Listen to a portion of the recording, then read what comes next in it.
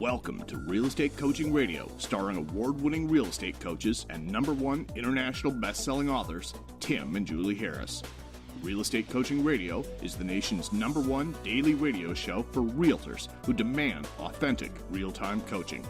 Get ready for fluff-free, unfiltered, full-strength honesty about what's truly working to get you into action, helping others, and making money now in today's real estate market. Now to our hosts, Tim and Julie Harris.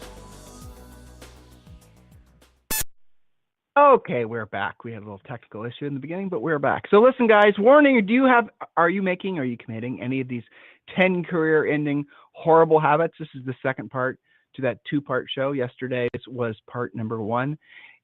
Interesting feedback, interesting emails we received. I love the emails that are basically like you guys are treating us as if you were going to the real estate confessional and admitting that you're committing some of these sins. So this is a good opportunity for you to be introspective and honest about why it is that you are or not accomplishing your goals. Even the small goals matter. You know, I was having a great coaching call with one of our clients this morning, and she said something to me, which I loved, and I wrote this down to share with all of you.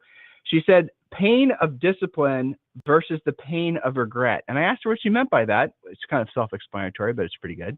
And she told me, in essence, what she was referring to when she said that was the fact that when she is on, basically when you pass a FSBO, for example, that's the pain of regret of never actually having gone and knocked on the door.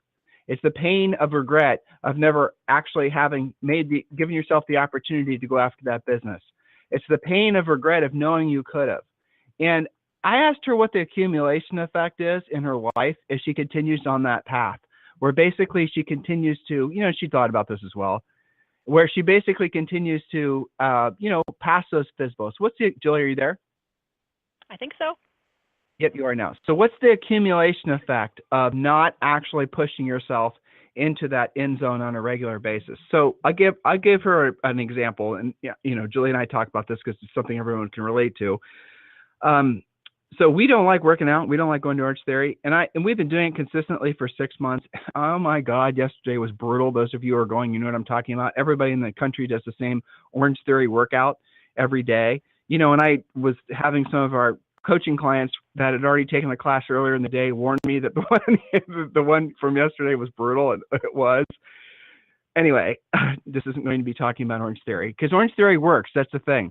But throughout the entire day, even though we've been doing it consistently for 4 days a week for the past 6 months, we still try to negotiate our way out of having to go. We still try to tell ourselves, well, we'll go tomorrow, or maybe I'm just not feeling right, or maybe there's something more important to do, or, oh my gosh, should I just spend that hour with Zoe? Or, there's all these rationalizations and all these sort of internal negotiations that go on throughout the day because that hour of working out is so intense. That is something that we have to still at our level, we have to battle with consistently. By our level, I mean, even after having done it for so long, so many times, it never goes away. It's omnipresent. And when she said that this morning with regards to basically how she used to feel, she would ignore the FSBOs when she drove by, but they'd be there caught in the corner of her eye. So she'd feel bad about it. And she then, would rationalize, well, the FSBOs they're not motivated, or they're not great, all the normal things that weak agents try to tell themselves. Until then, finally, she decided to hire us as her coach. And she said, well, I no longer want to have that pain of regret anymore. I want to know what it's like to not be afraid to knock on that door and make that phone call to do the real heavy lifting. And she's been coaching with us now for about 60 days. And she set, she set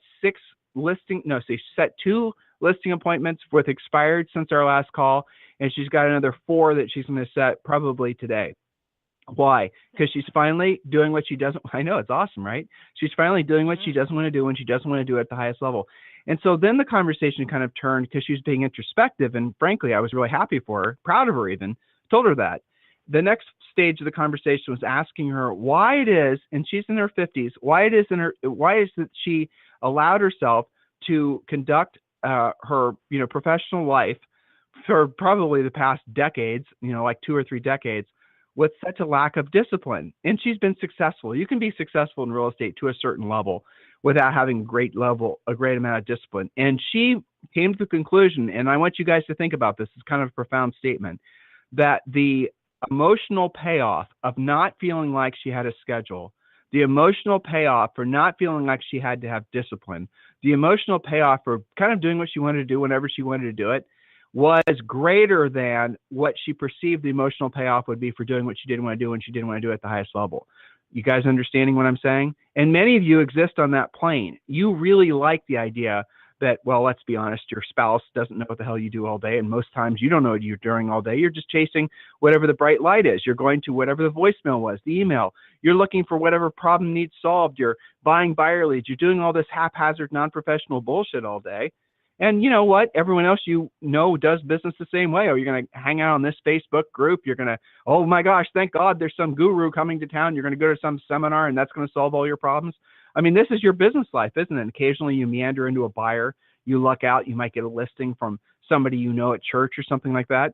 But there is no organized professional approach to the way you run your business. You spend all your time worrying about your logo and which CRM you're going to choose.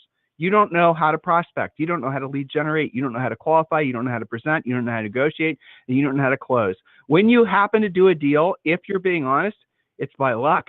It's not by design. It's not something that you actually went out and created. It came to you. How does that feel when you're, for many of you, that's fine. I get it. Many of you listening, we have a huge audience. It's 100 and, I don't know, 26,000. So I get many of you, that's the payoff for you. Understand what I'm saying? That's the payoff. The not having to do what you don't want to do when you don't want to do it is the payoff for being in real estate. That's why you got into real estate, because you didn't want to have discipline. You didn't want to have a boss. You didn't want to have accountability. Are you listening? Now, for the rest of you, the ones who actually got into real estate because you wanted to, help folks, because you wanted to make a lot of money, because you wanted to be rich, where your money works for you, no longer work for your money, or you no longer have to work for your money because money's coming in passively. For the rest of you, it does require discipline. It does require having an emotional, mental, almost physiological breakthrough that I was describing from that coaching client, where she now realizes the pain of the discipline versus the pain of the regret. She doesn't want to have the pain of the regret anymore. She wants to push through the discipline. This is a thing that people tell you that's frankly not true. It does get easier in a way that you don't have to think so hard about what you're doing. It becomes second nature. When you start having the same conversation with expireds and for sale by owners, it's just, again, I'll bring in the Orange Theory and working out. I mean, someone will ask, was it hard today? Well, of course it was hard. It's hard freaking every day. It's never getting easier. It's always, but it does require less physical effort. And it does require less mental effort because your body and your mind are getting more in tune with the activity. That's the same thing that goes true with prospecting. So don't believe the people out there, the bullshit out there where they say a habit is formed in 27 days. No, I don't think so. That's just a bunch of horse shit. That's just a bunch of something that basically makes it so you guys can, buy a book or go to a seminar. The reality of it is when you're doing the real work of life, it is always hard. That's the reason it's called work. It's always hard, but you have to do it. Now, it does get easier, but it's always hard. When you're willing to do what's always hard, when you're willing to do the real work of life, I promise you the payoffs are worth it. I asked her, that's how we kind of, it was an inspirational call for me. I think that's obvious because I'm sharing it with all of you. But so at the end of the coaching call, I asked her, I said, so what do you see your future being like now that you've had this, it really wasn't a breakthrough, it was epiphany. What do you really see your future being like? And she knew that her future was limitless. She knew that whatever she chose to do with her life, whatever she put her mind to, she could accomplish it by basically doing what she didn't want to do and she didn't want to do at the highest level. The payoff of not having the discipline wasn't worth it to her anymore. She outgrew it. She matured. She now wants to have financial freedom. She now wants to go back to basically thinking about, well, maybe a vacation isn't just a trip down to the lake or, buying another lake house. Maybe I actually want to go back to, thinking about going over to Europe, or maybe I want to do these different things. Maybe I just want to fully fund my grandchildren, whatever it is.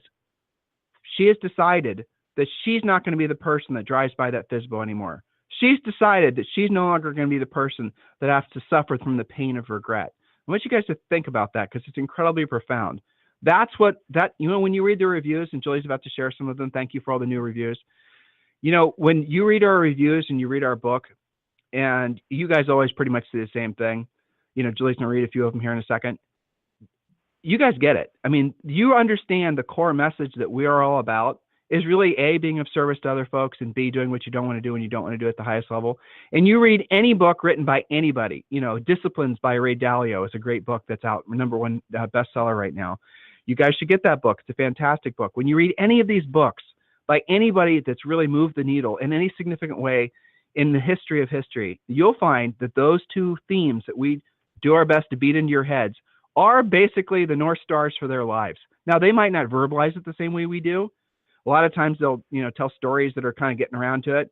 But the reality of it is when you read the biography of somebody who's successful, for some reason, Michael Phelps just pops into my head. The countless hours. You guys know his story. You've heard it a billion times. Do you think what I loved about Phelps best of all is two things? Number one, he pulled no punches about the fact that he hated showing up at the pool every morning at 4 a.m. to swim. Hated it. Said it. Didn't like it. Very, very rarely wanted to do it. And number two, the thing I thought was really interesting is he always had the same coach. And there was a time when he fired his coach and his performance slacked off. Do you guys remember that? When he started getting in trouble, when he was starting in the news for like smoking dope and all this other shit. That's when he was without his coach. And then he said, well, I want to go back and I want to be an Olympic athlete again. And then, I want to win gold stars. And everyone's saying like, dude, your ship has sailed. There's no way you're going to get that back. You guys remember that? I was even pessimistic he'd be able to do it again. So hires the same coach, gets his shit back together, and goes back and wins more gold medals the second time around than he did the first time around. Remember that? Learn from that.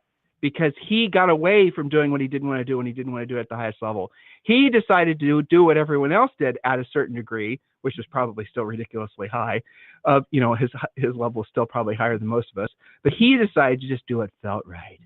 Yeah, man, it feels good. I'm worried about my emotions. Does it feel good? If it doesn't feel good, I don't want to do it. Think about that for a second.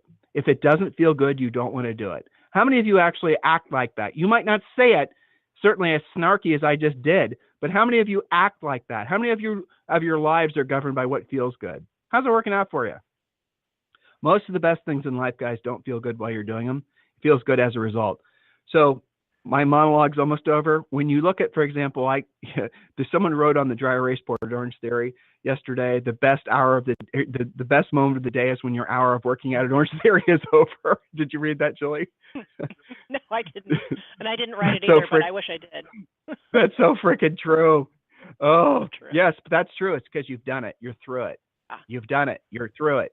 Guys, I want you to experience that every single day, not just now and then. I know to some extent, some of you guys experienced that somewhere in your history. I want you to go back to looking for that emotion every single day and make that your lifestyle. All right, Julie. Okay, so first of all, she's going to read some reviews, which we really, really appreciate. We sincerely do. Help us to get to 300 reviews. I think now I don't know, Julie, I think we're 10 away. So help us to get to 300 reviews on Amazon. I know Amazon's throttling some of your reviews. They do that sometimes. You'll put a review up and they'll hold on to it for like a day or two or a week. I don't really know why. They're verifying, I suppose, that you're a real person. But when you guys submit a review for Harris Rules, we're going to give you one of our two, basically a black or a camo, CAMO, by the way. You guys are emailing us, not spelling it right. I checked the spelling, so I know I'm right. Email us and tell us what hat you want, a black hat or a camo hat. The camo hats look pretty badass. Personally, that's what I would choose. And these are really high-end quality hats. There's pictures of the hats on Facebook. Literally, I don't want to talk about hats like we did yesterday, but the bottom line is these are pretty much the nicest ball. They're like the trucker style mesh in the back I could find. Literally, I could not find a higher end, a nicer, well put together hat. I didn't want to put our names, our brand on anything that was going to be, falling apart. So here's what we're going to do. These are the types of hats, by the way. I don't know how much you guys are hataholics like I am. But these are the types of hats that you normally retail for like $20 or $25 or $30. Yes, some hats out there are $30 when they have all the high-end, stitching and whatnot like these do. So I've even probably paid more for hats than that, truthfully. I don't want to admit it though, but I probably have. You're going to get one of these for free, and all you have to do is just go to Amazon and leave a review for Harris Rules. That's it. That's all you have to do. Help us get to 300 5-star reviews by the end of this week. We'd certainly appreciate it. And then after that, I want you to email help@timandjulieharris.com, help@timandjulieharris.com with a link to the review, preferably, and your address, and obviously your name, and then what hat you want, the black one or the camo. And we're going to ship those out hopefully this Saturday morning. So please send that. We're only going to be doing this through the end of the week. All right, Julie, go ahead with some of the reviews and let's get back to our points. Okay, great. So this is by someone just known as Amazon customer and writes, I've read it twice and bought one for every agent in my office. So thank you for doing that. They go on to say, this book helps you wade through the gimmicks promoted by so many companies and get back to practicing real estate and helping people. Thank you for that. This one's from John Raymond. Harris Rules is a must-read for anyone and any business. I've suggested it to my children, some of whom are in real estate business, and every person who expresses a desire to change their financial world. Written by Tony. Tony writes, like good teachers, Tim and Julie have an amazing ability to show and teach anyone at any level how to succeed in the real estate industry. Most importantly, these two bring the language of success down to a layman's understanding. Be careful, these two pack a punch, and once you listen and understand to what they're saying in their book and podcast, you're done for. Enjoy. I like that. And one more from Patricia Tagliolini, liked the easy read, practical guide to becoming a great realtor. They're always giving great and practical information. I love their no-nonsense approach. So we'll do some more of these tomorrow, but thanks so very much for your wonderful reviews. And if you guys are still listeners who don't know what we're talking about, go to Amazon.com, super easy to find it, Harris Rules book. Download it to your device, get the Audible version or the good old-fashioned hard copy. So back to you, Tim. Well, back to you, Julie, because you're the one that has the notes for today's show. So, guys, listen, go ahead and grab your free hat. All you got to do is leave us a review, help us to get to 300. That's the easy. Well, that'll take you 45 seconds. So go ahead and do that. The hat, the shipping, nothing on you, everything we're going to pay for. Just leave us a review and then send it to help@timandjulieharris.com. All right, Julie, next point. Yes, we're talking about crazy bad habits to leave behind you so you can find your success. Point number 6, quit criticizing others. The negativity you spew out towards others will gradually cripple your own happiness. When you truly feel comfortable with your own imperfections, you won't feel threatened or offended by the imperfections you see in other people. So stop worrying about the flaws you see in everyone else and focus on yourself. Let the constant growth and improvement in your own life keep you so busy you have no time left to criticize others. Stick to the powerful goals you set in your real estate treasure map. I think that's a good policy in life, but certainly in the real estate practice. Whatever you feel like criticizing with clients, prospects, other agents, what have you, you know, this thing called karma does come around to bite you, and it's best not to go down that path. It's better to create the good things that come back at you. So end the criticism. I think I learned this a long time ago, Tim, and of course, every day there's another lesson related to it. But I remember before real estate when I was working in a retail job in Worthington, and there was this lady there named Judy Bergen. You remember her, okay? And she never had a word of criticism for anybody for any reason, noticeable. And I think I was like 20 or 21 when I noticed that about her. I also noticed it about my own grandma had this same thing. People who are serious about not being overly critical, judgmental, you know, outwardly spewing that kind of stuff, people who really make that a lifestyle, you notice that. So I think it's a great thing to adopt in life, and it's very freeing. So on to point number 7. Quit running from your problems and your fears. Fact, if everyone threw their problems in a pile for you to see, you would grab yours back. Tackle your problems and fears swiftly. Don't run away from them. The best solution is to face them head on, no matter how powerful they seem. Fears stop you from taking chances and making decisions. They keep you confined to just the small space where you feel completely comfortable. But your life story is simply the culmination of many small, unique experiences, many of which require you to stretch your comfort zone. Letting your fears and worries control you is not living, it's just existing. Bottom line, either you own your problems and fears or they will ultimately own you. Think about Tim's story at the top of this podcast. The agent that got over her fear of for sale by owners and decided that the freedom it gave her to actually go talk to them, list them, and help them was better than the lifestyle that the smaller lifestyle she had because she kept on driving past them. That's just a micro example. Anything you want to add to that, Tim? Well, I mean, micro in that, yes, that's one example, but the accumulation effect, all of the FSBOs she'd driven by, think about if she just basically knocked on like the last 20 she'd driven by and she'd listed only, let's say, 5 or 6. The amount of money and who knows the amount of downstream business she would have gotten from that 5 or 6 transactions, that's not a little thing. That's a big thing. And if you're in a market where, you know, a lot of you guys are, where the sale prices are really high, That's a really, really big thing, right? So the accumulation effect, if I decide, for example, that I'm going to allow my weaker self to talk me out of going to Orange Theory today, or something else that I don't want to do, if I allow that to happen, and if I allow that to happen first thing in the morning, what's going to happen to the rest of the day? If you compromise yourself in the morning, you're just going to be making little compromises the rest of the day. You're going to allow yourself to negotiate yourself into laziness the rest of the day. One day becomes a lifestyle, guys. It happens just like that. That's how we gain weight. Fat people, generally speaking, just get fatter. Poor people, generally speaking, just get poorer. Why? Because they don't change the habits, because the changing of the habits does require a massive amount of effort. And it's not easy. It sucks. It's supposed to. When you try to change the trajectory of your life, financially, emotionally, spiritually, physiologically, educationally, any of those things, when you try to change, if I decided, I wanted to become a concert pianist, could I do it? Maybe. What would it require? Such a ridiculous sacrifice that I'd never in a trillion years be willing to do it. Could I figure it out eventually if I decided to Yeah, but that's not a challenge I want to take on. That's not a challenge that many of you would want to take on. But mastering FSBO's expired centers of influence, past clients, learning how to prospect, learning how to be a great salesperson, learning how to be an incredible, powerful listing agent, that's not difficult. That's easy by comparison. I'm not saying it's easy in the sense that you can just snap your fingers, but compared to most of the other things that people do with their lives, it's simple. All you got to do is follow the system. All you got to do is follow the system that we created for you guys and stop trying to be creative. Stop trying to do your version of it. Stop trying to do a mishmash approach to your real estate practice. Because when you follow the system that we've finally honed over the last couple decades, not just from our own real estate, but from also coaching literally tens of thousands of agents who've used the system in all price ranges, in all markets, they know it works. A lot of them, most people, this is the pattern that most people follow when they come to coaching.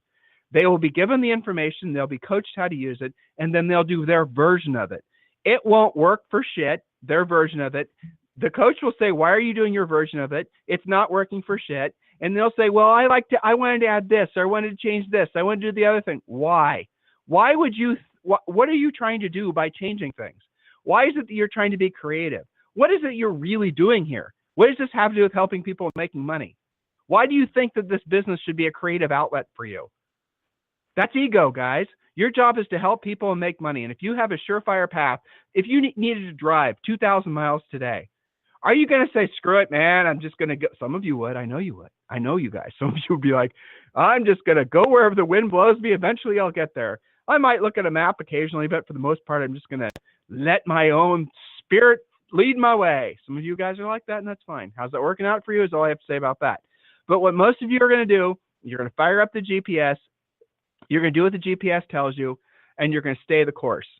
Doesn't that just intuitively make sense? If your goal is to get, to be 2,000 miles from here, you're going to drive across country, basically. Aren't you going to follow the map that's going to get you there the quickest, with the least amount of hassle? And yet that's not what most agents do. That's faulty thinking, guys. Thinking you have to recreate the wheel, thinking that this should be a creative outlet for you, that is failure thinking. Don't do it like that. That is 100% a function of ego. And I realize when you guys go to listen to all these other gurus and read books and all these other things, they're telling you to kind of put this patchwork quilt together, this mishmash of different ideas, and how, oh, I do a little this and a little that. Why would you if you can just follow one proven path? It doesn't intellectually make sense if your goal is to help people make money, does it? Julie, am I missing anything on that?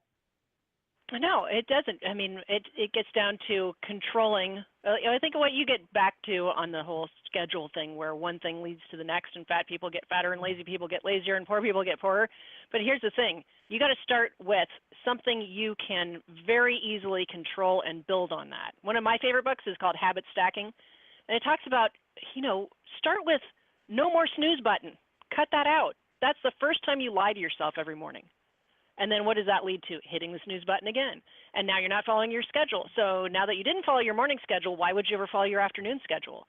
And then you repeat that the next day. And, sometimes even the grizzled veterans, Tim, will complain about the repetitious boredom. And that's when I bring Michael Phelps into it. You think repetitious boredom in real estate is the thing? Imagine looking at blue cement day in and day out as you swim in the same pool, trying to shave off a millisecond to your time. To me, just like you said, becoming a concert pianist, you could do it, but it would be a big sacrifice and a lot of effort. I don't think I could ever swim like Michael Phelps, but let's just start with doing what he has to do it. But hold on, Julie. So in the time, but listen, it is. But listen, I want to point something out. I'm going to show you guys that we're not full of shit. We do what we say we're going to do. Julie, when she started in Orange Theory 6 months ago, she literally had trouble running because she's never thought of herself. And we talked about this before, so I'm not embarrassing her. Yeah. And she's never thought of herself as an athlete, so she never did anything cardiovascular. So she didn't have any endurance. She could go for a short distance, but then she would not be able to run, and she would not be able to get her heart rate up consistently. It took her, and for the first probably 90 to 120 days, maybe not that long, Julie, you'll remember better than me. Julie was convinced that there was something wrong with her physically first, and then she was something wrong with the other thing. And then she was trying to convince herself that there's something wrong with the monitor that was monitoring her heart rate. And what she did is basically she just came to the conclusion was neither one of those things were true. The real truth was that she wasn't in as good a shape as she thought she was. Getting herself up to the point where physiologically, she could actually do what she wanted to do when we were at Orange Theory took more work and took longer than she thought it would. What would most of you have done? I can tell you. Because I look in the group and that we exercise with every day at 4:30. Well, it's because we're in the personal development business and we've been doing this forever. Most people quit before they have the breakthrough. And now she goes in there and she runs. Basically, if you guys are ever on a runner, you'll know what I'm talking about. She runs it like at 8.5, and she'll be covered with sweat. But she looks like a little jock now. Now, if most of you would have given up, you wouldn't have pushed through. So, Julie, I want you to go back for the sake of all of our listeners. Where you had, were trying to basically negotiate with yourself, trying to convince yourself there's something wrong with you physiologically, or there's something wrong with your tracking equipment, checking your heart rate and all that you wear during Orange Theory. How did you push past that and decide to stop putting up your own bullshit and actually do it? It's a good question. I would start with the fact that I had over the years developed that, let's be honest, negative mindset about not being a cardio person. I hated running around the track in middle school, high school, never my thing, hated it. Always felt like I was going to die, And over the years, you start believing that and not just, not liking it, but actually kind of, I hate running, I hate cardio. That was a pretty negative mindset. But I discovered, and maybe this is partially because I'm on the analytical end of the spectrum, but I discovered that when I actually understood it better and I could game it better, that I could then succeed. When I realized that my heart rate goes up to the, magic orange zone at 153, then I had a goal. I could go towards that 153. When I noticed that when I got there, I actually was not dropping dead, okay, then maybe I could up it a little bit, right? So part of it was like, how would you ever be a concert pianist if you didn't know your scales? I didn't have any scales with regards to running. And there are things that make it easier. Raising the incline raises your heart rate faster. I didn't have any of the tools. It's no different than in real estate. You're terrified of a big listing appointment if you don't have a listing presentation. Well, guess what? You should be, okay? So I had to make those allowances for myself to learn that, plus the consistency of being successful at it.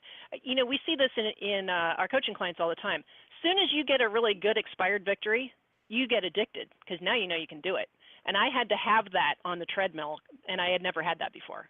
Once I had the first time you got, all right, good. I know how to win. Those of you guys who go to OTF, she wasn't even getting any spot points for a long time. And I'm telling you, she was really fall off of the thing. That's right. And then, you're just being funny, but the truth is that you really did think there was something wrong with you or the equipment. And then as soon as she got sick, there was a little breakthrough where she just realized she just wasn't pushing herself hard enough. That was it. That was all it took. She realized where her heart rate had to be to get spot points, that she realized what the number was. She realized then she started doing it. Now, that's how all of you guys are about everything else. Now, the accumulation effect of her knowing and having that information means that fairly consistently when she goes to OTF, she knows exactly what she has to do, and she does it consistently, not becoming easier necessarily, but it's becoming intellectually easier because she knows what she has to do. The stress of not knowing has been removed.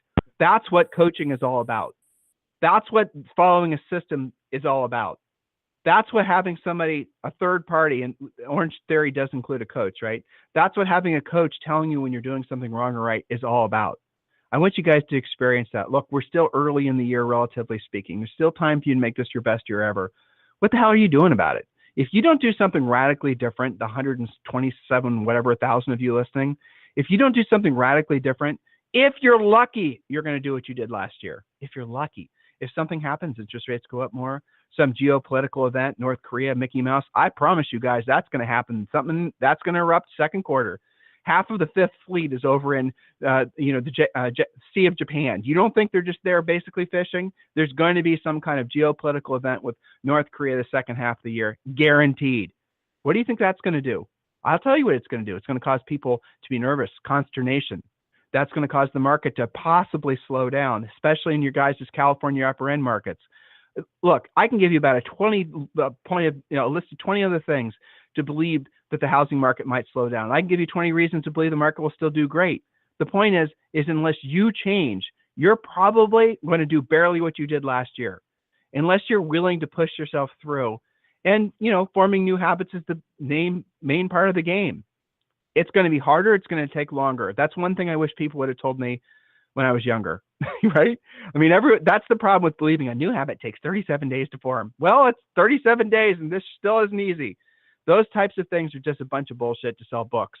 The reality of it is everything worth doing takes longer than you think it'll take and requires about 10 times more effort than you think it'll take. Everything! Not just this, everything. Don't give up. The competition you have, the higher up on the ladder you climb, they'll be fewer and far between because most people give up. I think you guys can relate to what we're talking about. So listen, we really appreciate you continuing to make this the number one listen to podcast for agents, daily podcast. If you want to listen to past shows, just go to iTunes or go to our own main website, timandjulieharris.com. If there's anything we can do for you, we love your emails. We love your questions. Anything and everything, let us know if we're on track, anything we can be doing to help you. Tim@timandjulieharris.com or Julie@timandjulieharris.com. We are accepting new appointments. If you guys want to have a free coaching call, just go to freecoachingcallsforagents.com, freecoachingcallsforagents.com. You have a great day. We'll talk to you on the show tomorrow. This program has been a presentation by Tim and Julie Harris, Real Estate Coaching. For more information on our real estate coaching and training programs, visit our website at timandjulieharris.com. Remember to tune in weekdays at noon for upcoming shows. And until next time, thank you for listening to Real Estate Coaching Radio with Tim and Julie Harris.